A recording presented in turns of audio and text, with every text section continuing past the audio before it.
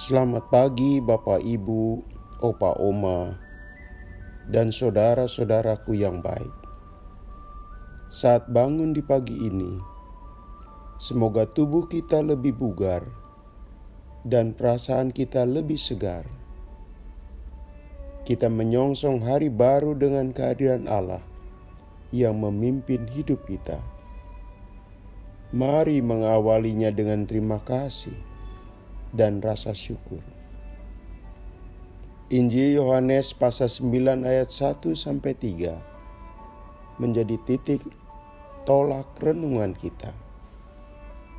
Waktu Yesus sedang lewat, ia melihat seorang yang buta sejak lahirnya.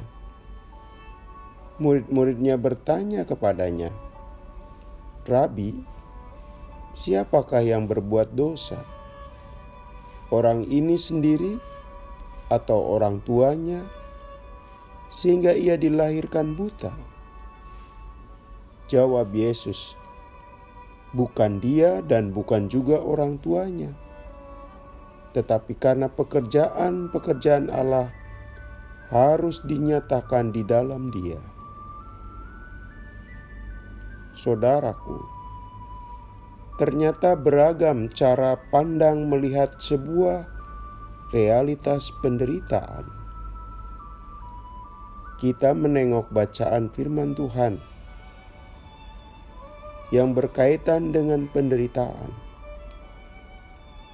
Para murid Tuhan Yesus bertanya, relasi penderitaan dan dosa, khususnya ketika mereka melihat ada orang buta sejak lahir. Kebutaan merupakan penderitaan. Tidak mampu menikmati indahnya ciptaan Tuhan. Dunia serba gelap. Makin menderita tatkala kegelapan itu dijalani sepanjang usia kehidupan. Lazim orang mengaitkan penderitaan dengan kesalahan yang dilakukan. Malah ada yang menghayati itu sebagai teologi, menjadikannya sebagai ajaran yang dihayati. Jika seorang sakit atau celaka, dengan cepat disimpulkan bahwa ada tindakan salah yang diperbuatnya. Tidak heran ada orang sakit yang bertanya dalam hatinya, "Dosa apa ya? Saya kok harus sakit seperti ini?" Tuhan Yesus menepis anggapan bahwa penderitaan selalu dikarenakan kesalahan seseorang. Ia berkata tegas, bukan dia dan bukan juga orang tuanya. Artinya, dengan penderitaan orang itu jangan serta-merta mengarahkan telunjuk untuk mendakwa orang itu atau orang tuanya sebagai penyebab penderitaan.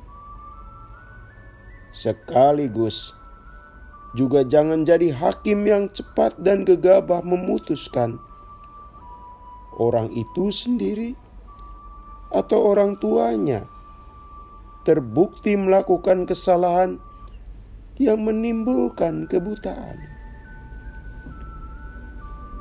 Saudaraku, lalu bagaimana memandang yang benar? Menurut Tuhan Yesus, penderitaan harus dipandang agar pekerjaan-pekerjaan Allah harus dinyatakan di dalam Dia. Maksudnya, lewat penderitaan Allah menunjukkan kebesarannya. Orang menderita adalah orang yang mengalami kesakitan, kesepian, ketidakberdayaan, kekecewaan, dan putus asa. Dari situasi demikian, Allah akan menunjukkan kebaikan-Nya, sehingga mereka yang menderita menjadi tegar dan melihat ada keindahan kasih Allah. Dari balik penderitaan, si sakit melihat kehadiran keagungan kasih Tuhan.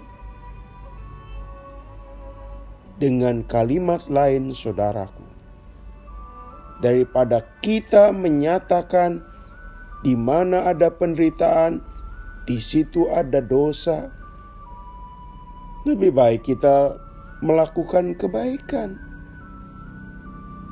Sehingga dalam situasi menderita, sang penderita menemukan cahaya kebaikan yang menuntunnya untuk tetap bertahan. Cara pandang Tuhan Yesus ini penting. Di saat negeri kita masih berjibaku menghadapi penyebaran virus corona dan korbannya masih berjatuhan, kita jangan mengumbar kata dan komentar tuduhan atas realitas ini, termasuk cepat-cepat mengaitkan dengan dosa. Lebih baik menyingsingkan lengan baju, bersama Allah menghadirkan kebaikan dan kebajikan,